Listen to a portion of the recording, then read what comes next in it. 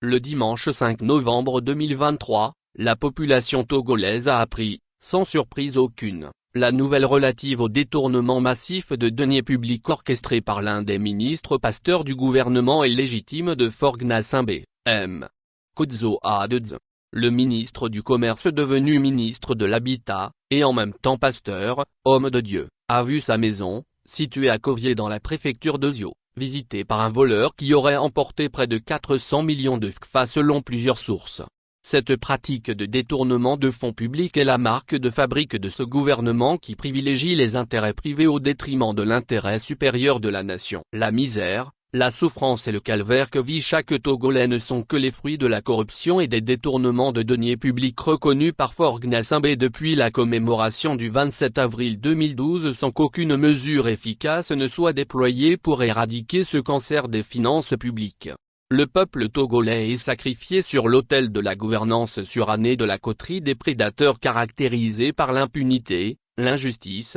l'arbitraire, la gabegie et la concussion doublée des crimes économiques odieux. L'ADMK rappelle utilement que c'est pour en finir définitivement avec ce régime illégal composé majoritairement d'hommes et de femmes impitoyables que le peuple togolais, dans sa grande majorité, a porté son choix sur ce Dr Gabriel Abeyomeme Sankojo lors du scrutin présidentiel du 22 février 2020, préférant ainsi une gouvernance vertueuse à la kakistocratie multidécennale d'une même famille biologique et politique. L'ADMK demande à la justice de faire toute la lumière sur ce crime économique de plus et rappelle l'exigence de redevabilité à Faure Gnassingbé et sa coterie qui sont des justiciables. L'ADMK tout en rappelant les lendemains de la chute de la dictature néocolonialiste des Bongo au Gabon, exhorte tous les patriotes à la bravoure et à la résilience en vue du parachèvement de la révolution électorale et pacifique du 22 février 2020 en vue de la délivrance définitive de la terre de nos aïeux dessert des prédateurs nationaux et internationaux coalisés.